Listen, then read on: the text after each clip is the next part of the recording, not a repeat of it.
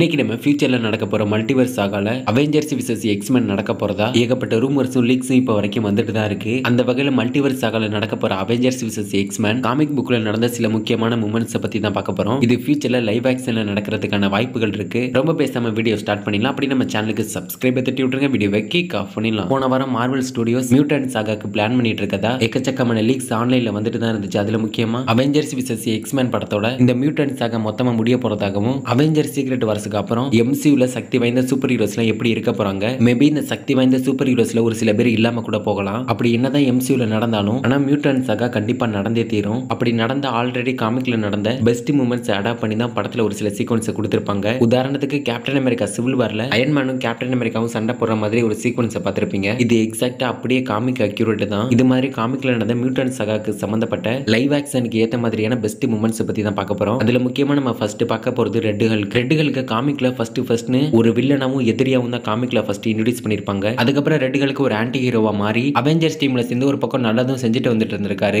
வரப்போற மியூட்டன்ட் சாகால எக்ஸ்மேனோட சேர்ந்து எக்ஸ்மேனுக்கு எதிராவோ red Hulk She Hulk அப்படி எல்லாரும் இவங்க எக்ஸ்மேனோட டீமாவோ எக்ஸ்மேன் டீமுக்கு எதிராவோ இருக்கிறதுக்கான வாய்ப்புகள் இருக்கு. மியூட்டன்ட் சாகால நடக்க போற அவெஞ்சர்ஸ் விசஸ் எக்ஸ்மேன்ல ரெட் ஹல்க் சி ஹல்க் இவங்க எல்லாரும் எக்ஸ்மேன் டீமா இருந்தா நல்லா இருக்குமா இல்ல அவெஞ்சர்ஸ் டீமா இருந்தா நல்லா இருக்குமா, ஹல்க்ஸ் யார் பக்கம் இருந்தா நல்லா இருக்கும்னு நீங்க என்ன நினைக்கிறீங்கன்றத கமெண்ட்ல சொல்லுங்க. அதுக்கப்புறம் காமிக்ல நடந்த ஒரு மிகப்பெரிய இன்சிடென்டா இருக்கிற சைக்ளாப்ஸ் விசஸ் கேப்டன் அமெரிக்கான்ற ஒரு ஃபைட்டை நம்ம ஸ்கிரீன்ல பாக்குறதுக்கான வாய்ப்புகள் இருக்கு. ஏன்னா இது காமிக்ல நடந்த ஏகப்பட்ட முக்கியமான இன்சிடென்ட்ல இதுவும் ஒரு முக்கியமான இன்சிடென்டா இருக்கு. ஒரு தடவை ஃபீனிக்ஸ் ஆர்மி பூமியை நோக்கி வந்துட்டு இருக்கும்போது அவெஞ்சர்ஸ் டீம் எக்ஸ்மேனோட இடத்துக்கு போய் அங்க இருந்த ஹோப் சர்மஸை இவங்க தன்னோட கட்டுப்பாட்டுக்குள்ள கொண்டு வரதுக்காக போகும்போது அவெஞ்சர்ஸ் இது மாதிரி பண்றது அங்க இருந்த ஒரு சில மியூட்டன்ட்ஸ்க்கு பிடிக்காம போயிடுது. அப்போ கேப்டன் அமெரிக்கா ஹோப் சர்மஸை எதுக்காக அவங்களோட கட்டுப்பாட்டுக்குள்ள கொண்டு வர நினைக்கிறாங்கன்னு அவங்க கிட்ட விலக்கி சொல்லிட்டு இருக்கும்போது அப்போ அங்க இருந்த சைக்ளாப் கோபப்பட்டு அவரோட ஆப்டிக் பிளாஸ்ட வச்சு கேப்டன் அமெரிக்காவை தாக்கிடுறாரு. அப்போ அந்த இடத்துல கேப்டன் அமெரிக்கா விசஸ் சைக்ளாப்ஸ்ன்ற ஒரு மிகப்பெரிய ஃபைட் நடக்கும். எக்ஸ்மென் விசஸ் அவெஞ்சர்ஸ்ல இந்த ஒரு இன்சிடென்ட் ஃபியூச்சர்ல நடக்கிறதுக்கான வாய்ப்புகள் இருக்கு. நடந்தா இந்த ஸ்கிரீன்ல பாக்குறதுக்கு பயங்கரமா இருக்கும். பாப்போம். அதுக்கப்புறம் நம்ம எந்த ஒரு விசஸ் படத்தை எடுத்து பார்த்தாலுமே அதுல அதிகமா தாறுமாறான ஃபைட் சீக்வன்ஸ் இருக்குதான் தான் நம்ம அதுல எக்ஸ்பெக்ட் பண்ணுவோம். ஆனா அவெஞ்சர்ஸ் விசஸ் எக்ஸ்மென் காமிக்ல அதிகமா எல்லா ஃபைட்டுமே பயங்கரமா கொண்டு போய் கடைசியா டைல தான் முடிச்சிருப்பாங்க. அவெஞ்சர்ஸ் விசஸ் எக்ஸ்மென்ற காமிக் எடுத்து பார்த்தாலுமே அதுல அயன்மேன் விசஸ் மேக்னட்டோன்ற ஒரு பயங்கரமான ஃபைட்டை கடைசியா டைல தான் கொண்டு போய் முடிச்சிருப்பாங்க. அது மாதிரி ரெண்டு பெரிய கேரக்டர்ஸ்க்கு நடுவில் நடக்கிற ஃபைட்டை ஒன் சைடா கொண்டு போய் முடிக்க முடியாதுல, பிகாஸ் அந்த கேரக்டருக்கான வேல்யூ குறைஞ்சிரும். அதனால மேபி ஃபியூச்சர்ல இப்படி நடக்கிறதுக்கான வாய்ப்புகளும் இருக்கு. நான் என்ன எதிர்பார்க்கறேன்னா Rogue versus Captain Marvel, Thor versus Storm, Spiderman versus Juggernaut இது மாதிரியான பெரிய பெரிய கேரக்டர்ஸ்க்கு நடுவில் தான் விசஸ் நடக்கணும்னு எதிர்பார்க்கறேன். இது மாதிரி நீங்க என்ன பெரிய பெரிய கேரக்டர்ஸ்க்கு நடுவில் விசஸ் எக்ஸ்பெக்ட் பண்றீங்கன்றத கமெண்ட்ல சொல்லுங்க. முடிஞ்சா அந்த கேரக்டர்ஸ்க்கு செப்பரேட்டா விசஸ் வீடியோ கூட போடுவோம். ரெண்டு கேரக்டருக்கு நடுவில் நடக்கிற விசஸ் வீடியோல கூட இந்த கேரக்டர் ஜெயிக்கும் இந்த கேரக்டர் ஜெயிக்காது அப்படின்னு நம்மளால ஓரளவுக்கு கெஸ் பண்ண முடியும். ஆனா அதுவே லைவ் ஆக்ஷன்ல ஸ்கிரீன்ல பார்க்கும்போது ஒரு கேரக்டரை வச்சு ஒரு கேரக்டரை டெஃபீட் பண்ணி அந்த கேரக்டரை கெத்தா காட்டினாலும் அந்த டெஃபீட் ஆன கேரக்டருக்கு இருந்த வேல்யூன்றது சுத்தமா இல்லாம போயிடும். அதனாலதான் ஏகப்பட்ட விசஸ் பேட்டில்னா டைல கொண்டு போய் முடிக்கிறாங்க. நான் என்ன சொல்ல வரேன்னு புரிஞ்சிருக்கும் நம்புறேன். 20th century ஃபாக்ஸ் டார்க் ஃபோனிஸ் சாகாவை ஒரு தடவை இல்ல ரெண்டு தடவை இதை தப்பா பயன்படுத்திருக்காங்க. டார்க் ஃபோனிஸ் தப்பா போக காரணமா இருந்த அந்த ரைட்டரை மறுபடியும் அந்த ரைட்டரை ஹையர் பண்ணணும்ன்ற தப்பா மட்டும் மார்வல் பண்ண மாட்டாங்க. ஆனா கண்டிப்பா காமிக்ல நடந்த ஏதாவது ஒரு இன்சிடென்ட் மூவில அடாப்ட் பண்ணி தான் ஆகணும். காமிக்ல ஃபீனிக்ஸ் ஆர்மி 5 பார்ட்டா பிரிக்கப்பட்டிருந்துச்சு. சைக்ளாப்ஸ்க்கு கீழே ஒரு குரூப் ஆஃப் ஃபீனிக்ஸ் ஆர்மியும், எம்மா ஃப்ராஸ்ட்க்கு கீழே ஒரு குரூப் ஆஃப் ஃபீனிக்ஸ் ஆர்மியும், நேமோருக்கு கீழேயும் ஒரு குரூப் ஆஃப் ஃபீனிக்ஸ் ஆர்மியும், கொலசஸ் அப்புறம் மேஜிக் இவங்க ரெண்டு பேருக்கு கீழேயும் ஒரு குரூப் ஆஃப் ஃபீனிக்ஸ் ஆர்மியும், இது மாதிரி இவங்களுக்கு கீழே ஃபீனிக்ஸ் ஆர்மி மொத்தம் 5 பிரிவா பிரிக்கப்பட்டிருந்துச்சு. ஆனா யாரோனையும் சேராம ஸ்காட் தன்னந்தனியா தன்னை மட்டுமே நம்பி சக்தி வாய்ந்த ஒரு ஆளா தன்னை தானே வளர்த்துட்டு வந்துட்டு இருந்திருக்காரு. அதுக்கப்புறம் டார்க் ஃபீனிக்ஸை தன்னோட கட்டுப்பாட்டுல கொண்டு வந்து இவர் ஒரு முழு டார்க் ஃபீனிக்ஸா மாறி ப்ரொஃபசர் எக்ஸைமே கொலை பண்ணிடுறாரு. இந்த கான்செப்டை கூட அப்படியே மியூட்டன்ட் சாகால அடாப்ட் பண்ணலாம். இன்னைக்கு நம்ம பார்த்த காமிக்ல நடந்த இன்சிடென்ட்ல எது மியூட்டன்ட் சாகால வரதுக்கான வாய்ப்பு இருக்கு? இதை தவிர்த்து வேற ஏதாவது காமிக்ல நடந்த முக்கியமான இன்சிடென்ட்லாம் மியூட்டன்ட் சாகால வரதுக்கு வாய்ப்பு இருக்கா? அப்படி இருந்தா அது என்னவா இருக்கும்ன்றத கமெண்ட்ல சொல்லிட்டு அப்படியே நம்ம சேனலுக்கு சப்ஸ்கிரைப் தட்டி விட்டுருங்க. அடுத்த வீடியோல பார்க்கலாம்.